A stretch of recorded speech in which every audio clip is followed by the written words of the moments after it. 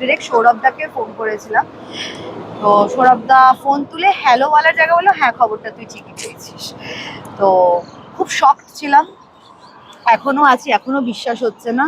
শুধু বারে বারে ওই মেসেঞ্জার আর হোয়াটসঅ্যাপের রাহুলদা, অরুণোদয় রাহুলদার টেক্সটটা খুলে লাস্ট টেক্সটগুলো আসে, চোখে পড়ে, খুব খারাপ লাগছে। এবার জি থেকে আমাকে ফোন করা হয়েছিল যে তোমাকে এরকম ভাবছি, এরকম চরিত্রটা।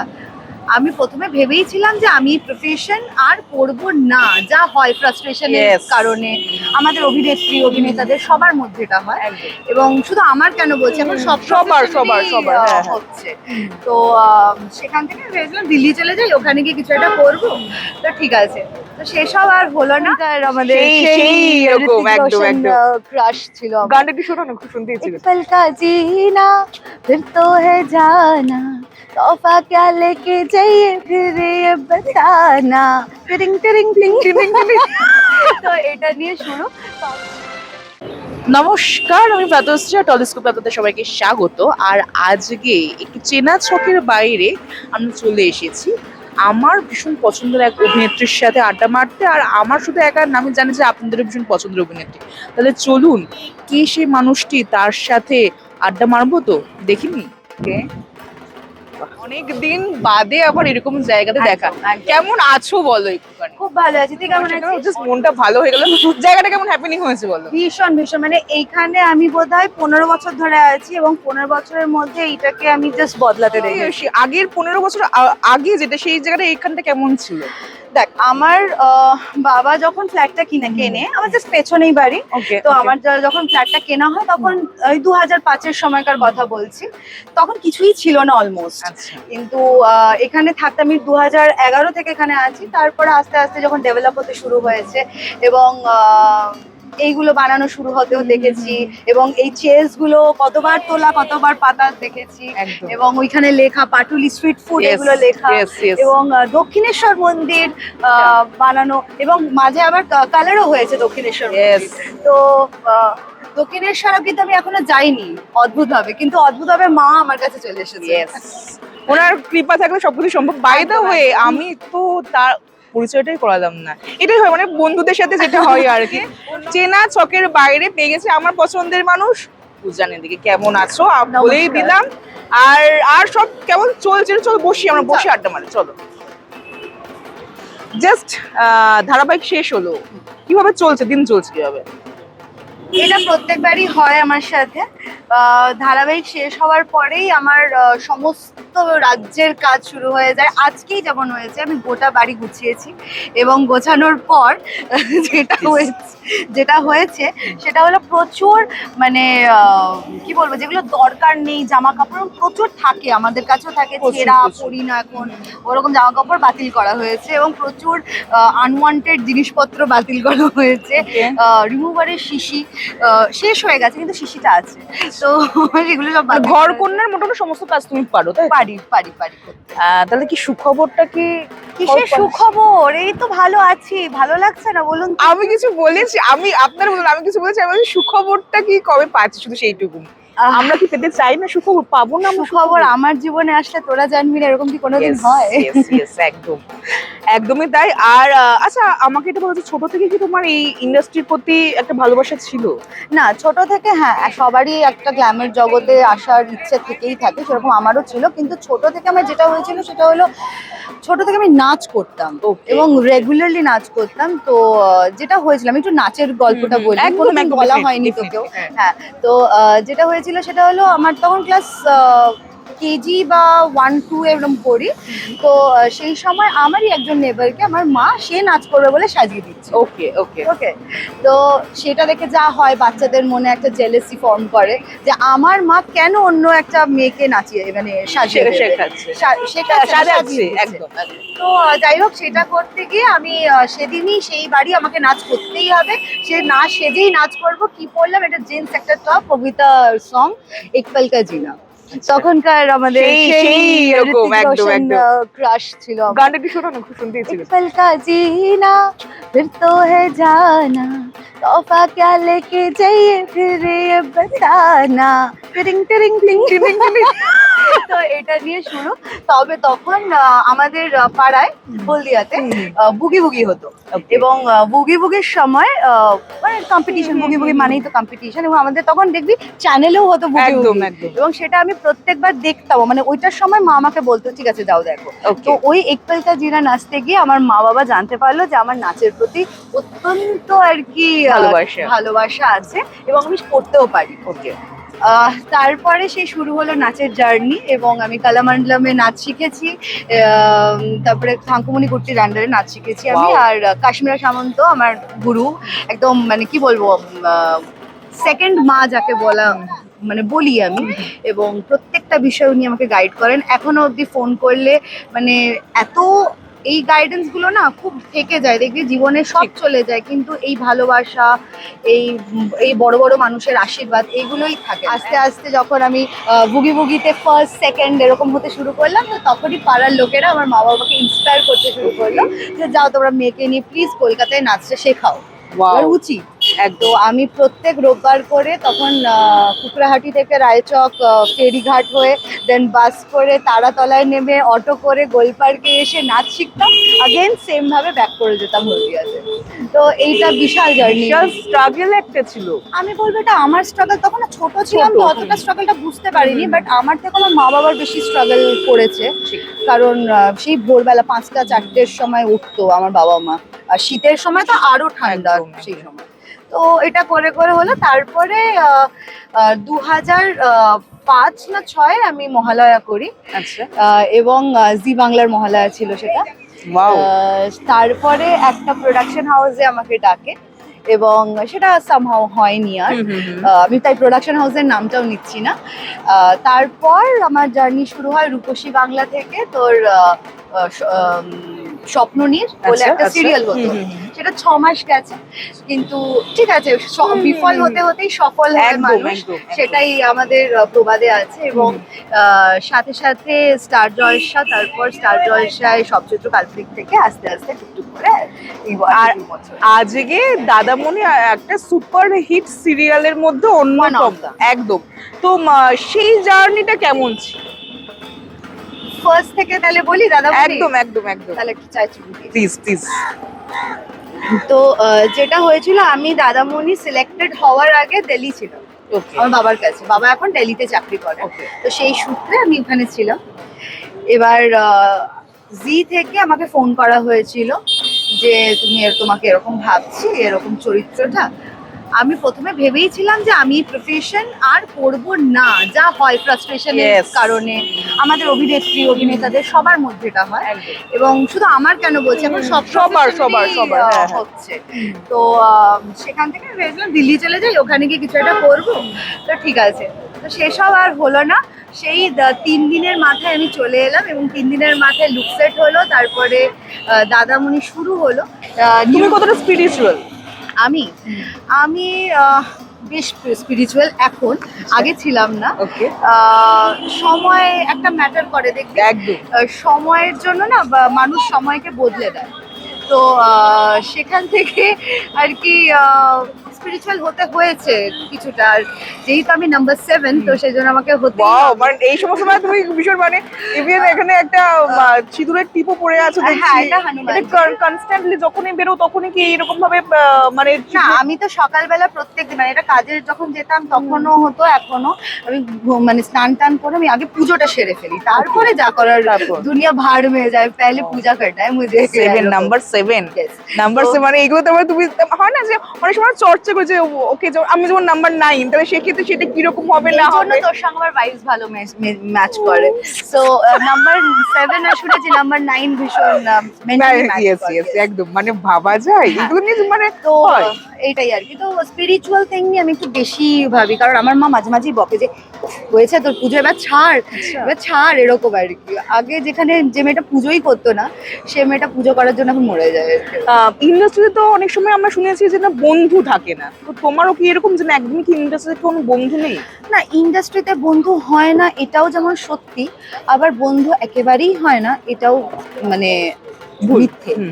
তো বন্ধু হয়, কিন্তু ওই বন্ধুগুলো না মানে বড় বয়সের বন্ধু, তো সেটা যে কোনো চাকরি জীবনেও থাকবে। বড় বয়সের বন্ধুরা কিন্তু অতটাও তো লাইফ স্প্যান বা অতটাও লাইফ স্টোরি জানতে পারে না যতটা নাকি স্কুল ফ্রেন্ডরা জানে বা একদম ছোটবেলার বন্ধুরা জানে বা পাড়ার বন্ধুরা জানে। তো যে সময়টায় যে বন্ধুটা আসছে তাকে ওইটুকু ভাবেই অ্যাকসেপ্ট করাটা আমার মনে হয় ভালো, আর তাদেরকে বেশি না ঘাটানোই ভালো এবং আমাকেও বেশি ঘাটাতে এসো না। আর এই যে কো আর্টিস্টের সাথে যেটা বললে যে বন্ডিংটা ভীষণ ভীষণ জরুরি, যে কোনো ধারাবাহিক কেন সব জায়গাতেই তাই। ইভেন এটা নিয়ে আমরা প্রচুর কিছু দেখে ফেলেছি, অনেক অনেক ধারাবাহিক এইরকম অনেক কারণে বন্ধ হয়ে গেছে।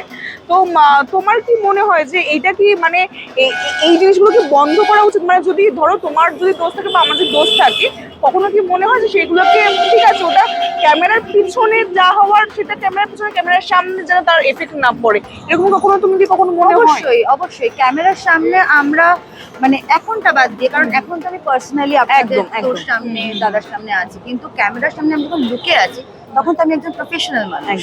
তো আমি যতক্ষণ না প্রফেশনালিজমটা ক্যামেরার সামনে তুলে ধরবো বা বাকিদের সঙ্গে আমার যতই বন্ডিং খারাপ থাকুক তাদের সঙ্গে আমি যতক্ষণ না মিলমিশ খাবো ততক্ষণ তো আমারও কাজ করতে অসুবিধে হবে, এবং সেইটা আমার যদি অসুবিধা হয় তাহলে দর্শক বন্ধুরাও তো সেটা অসুবিধে হবে সেটা অ্যাকসেপ্ট করতে। কারণ আমরা ক্যামেরার সামনে যে অভিনয়টা করি ওটা অভিনয়, ওটা স্বাভাবিক জীবন নয়। কিছুটা স্বাভাবিক থাকে বলেই অভিনয় করে সেটা ফুটিয়ে তুলতে হয়, কিন্তু সেই অভিনয়টাই করার মানে বিশ্বস্ত যতক্ষণ আমি করতে পারছি দর্শকদের সামনে ততক্ষণ সেটা কি করে বিশ্বাস করবে।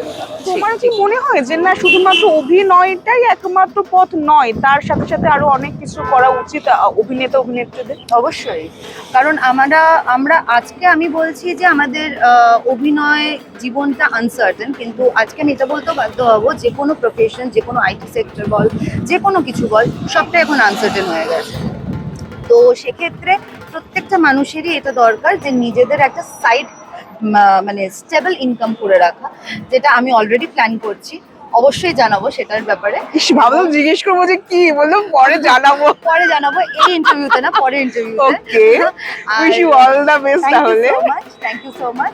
আর এরকম সত্যি নিজেকে স্টেবল করার জন্য, কারণ দেখ আফটার সাম ইয়ার্স আমিও জানি না যে আমি যে পার্টটা আজকে পাচ্ছি সেই পার্টটা আমি করবো কিনা, আর যে পার্টটা পাবো সেই পার্টটা আমি করতে ইচ্ছুক হবো কিনা। তো সেক্ষেত্রে আমার একটা স্টেবল বেসিক ইনকামটা দরকার আমার ফিউচার চালানো। আচ্ছা একটুখানি অন্য প্রসঙ্গে যাই, সেটা তোমার বিয়েতে তোমার সবাই তার মানে আসবে, তোমার একটা হই হই ব্যাপার হবে। সেটা আমি কথা দিতে পারছি না, আমি এখনই কথা দিতে পারছি না যে আমি আদৌ বিয়েটা করবো কিনা। বিয়েটাকে করি তারপরে দেখা যাবে। সিরিয়াসলি কিছু বলার নেই। রাহুলদের সাথে কাজ করার সুযোগ হয়েছিল কখনো? অবশ্যই হয়েছিল, অর্ধাঙ্গিনীতে হয়েছিল। অর্ধাঙ্গিনী স্টার জলসায় হতো এবং অর্ধাঙ্গিনীতে খুব হই হই করে আমরা কাজ করেছিলাম। আমার মনে আছে অর্ধাঙ্গিনীর শুরুটা আমাদের এরকম হয়েছিল যে হরিদ্বার ঋষিকেশ নিয়ে শুরু হয়েছিল, এবং সেখানে অনেকগুলো কেস হয়েছিল, ভুতুরে কাণ্ড হয়েছিল, যেখানে রাহুলদা এসে আমাকে বলেছিল না না এটা কিছু না, মানে আমার মনে হয়েছিল ভূত, কিন্তু অ্যাকচুয়ালি এসে বলেছিল না না ওটা কিছু না, পর্দা উঠছে, এরকম ব্যাপার। মজার মজার ঘটনাও আছে সেখানে। আমি গেছিলাম, নবনীতা গেছিল, আর রাহুলদা গেছিল, আর সৌরভদা গেছিল। তো এই চারজনে মিলে খুব খুব আনন্দ করে আমরা কাজ করেছি। যখন এই খবরটা পেলে তখন কি মাথায় আসলো, মানে কিভাবে রিয়াক্ট করেছিল? আমি ফার্স্টে সৌরভদাকে ফোন করেছিলাম যে ব্যাপারটা সত্যি, অনেক ভুয়ো খবর তো আসে, কারণ এইভাবে তো এক্সপেক্টেড ছিল না।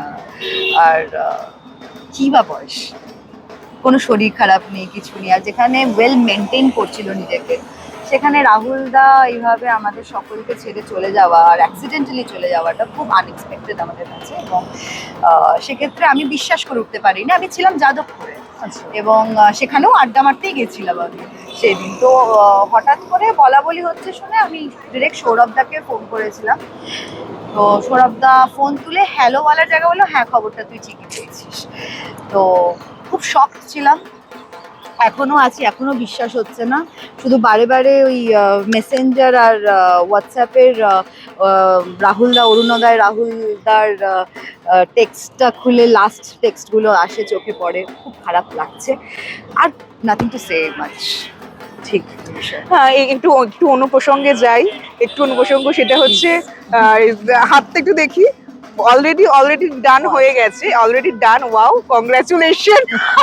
আচ্ছা, যদি ধরো একটা একটা জাস্ট নর্মালি সবকিছু বাইরে গিয়ে প্রশ্ন করছি, ধরো তুমি ভোটে জিতলে, কোন একটা পদ তোমাকে দেওয়া হলো, ওয়াও, এক্সাইটেড ভীষণ। মহিলাদের জন্য কি কি কাজ করবে তুমি একজন মহিলা হয়ে, মানে নারী হয়ে? মহিলাদের জন্য অনেক কিছু করার আছে, কিন্তু সব থেকে মূল কাজটাই করার আছে, সেটা হলো মহিলাদের সেফটি। কারণ এইখানে দাঁড়িয়ে বা এই রাজ্যে দাঁড়িয়ে এখনো কোথাও একটা মনে হয় যে মহিলারা সেফ নয়। তাদেরকে সাথে করে হয় তাদের বয়ফ্রেন্ড, বা নয় তাদের কোনো পুরুষ বন্ধু, বা নয় তাদের হাজবেন্ড, নয় তাদের বাবাকে নিয়ে কোথাও না কোথাও যেতে হয়, একা ছেড়ে দিতে ঠিক ভাবতেও পারে না। সেই সেফটিটা খুব ইম্পর্টেন্ট মেয়েদের জন্য। বাকি তো শিক্ষার জায়গাটা তো আছেই, কারণ শিক্ষার জায়গাটা বড্ডভাবে অবহেলিত হচ্ছে, যেটা একদমই ঠিক নয়। আর বেশি কিছু আমি বলতে চাই না। ইন্ডাস্ট্রিতে প্রচুর, ঠিক আছে, নো প্রবলেম। তো এবার বিষয় হচ্ছে, আর একটা লাস্ট প্রশ্ন ভীষণ করতে ইচ্ছা করছে। ইন্ডাস্ট্রিতে প্রচুর মানুষ আছে যারা কিনা হচ্ছে বিভিন্ন রকম দলে তারা যাচ্ছে, এই সমস্ত করছে। তোমার কাছে এরকম অফার এসেছিল? হ্যাঁ, প্রচুর অফার এসেছে। তুমি কেন মানে তুমি তাহলে কেন দাঁড়ালে না, তুমি কেন নামলে না? যে জিনিসটা নিয়ে আমি অতটা শিক্ষিত নই।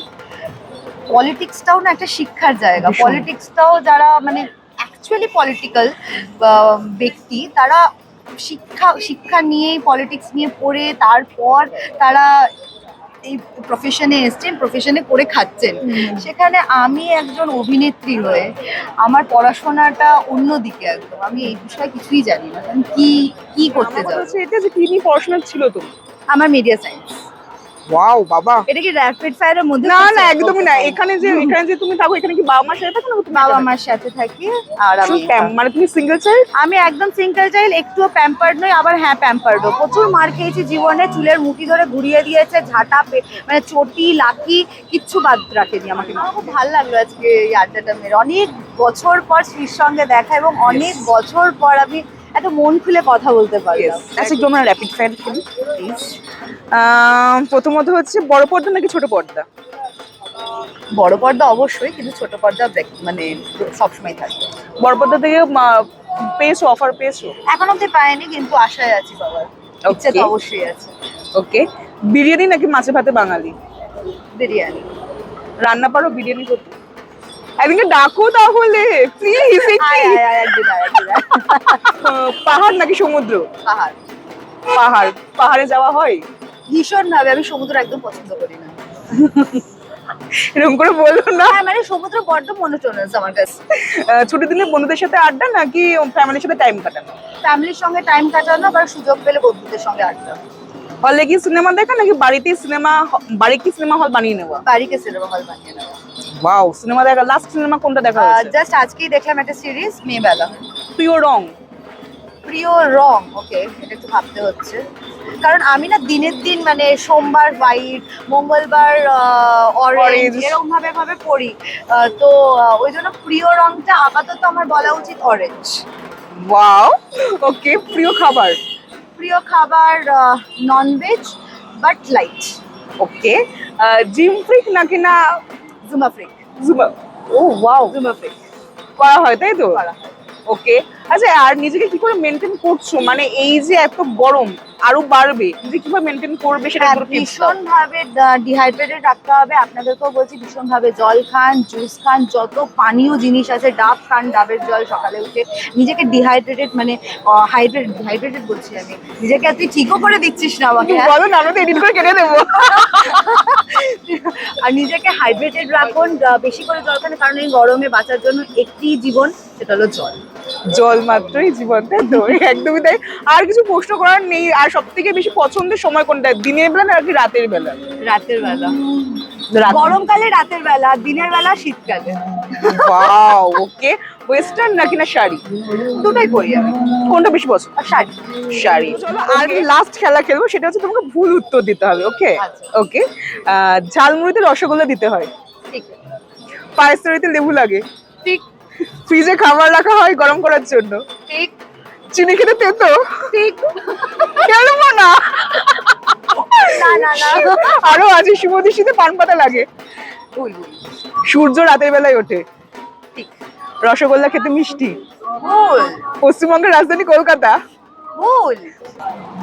খেলবো না, এরকম মাইন্ড এত শার্প হলে আমি খেলবো না। ওকে একটু শেষ করবো, বেশ একটা নির্ভেজাল আড্ডা হলো, একটা গান দিয়ে শেষ করবো। বেশ, একটা রবি ঠাকুরের গান আমি Please, পারি। please. এটা বহু বছর ধরে আমি তুলেছি এবং বহু বছর ধরে তুলেছো? একটি গানই আমি পারি। আমাকে যখন রিকোয়েস্টই করলে ওটাই করি এবং পাবলিক প্লেস তো এক্ষুনি সবাই পালিয়ে যাবে, আস্তে করেই করছি। দাঁড়িয়ে আছো তুমি আমার গানের পারে, আমার সুরগুলি পায় চরণ, আমি পাইলে তোমারে। দাঁড়িয়ে আছো তুমি আমার গানের পারে, বাতাস বহে মোরে মোরে, আর বেঁধে রেখো না তোরে, এসো এসো পার হয়ে মোর হৃদয় মাঝারে, দাঁড়িয়ে আছো তুমি আমার গানের পারে। ওয়াও ওয়াও, গানের ওপারে তুমি দাঁড়িয়ে নেই, একদম বসে আছো, তার জন্য থ্যাংক ইউ সো মাচ আমাদেরকে এতটা সময় দেওয়ার জন্য। তো শেষ করে টলিস্কোপের দর্শকদেরকে কি বলবে বলো? খুব খুব খুব আনন্দে থাকুন, একদম ডিপ্রেশনে যাবেন না, কারণ এখন লাইফ ভীষণভাবে আনসার্টেন।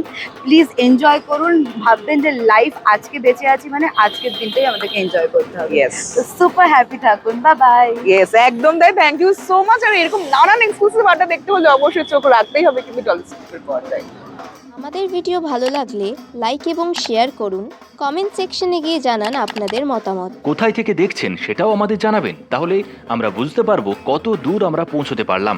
আরও ভিডিও পেতে আমাদের চ্যানেলটি সাবস্ক্রাইব করুন এবং প্রতি মুহূর্তে আপডেট পেতে প্রেস করুন পাশে থাকা বেল আইকন।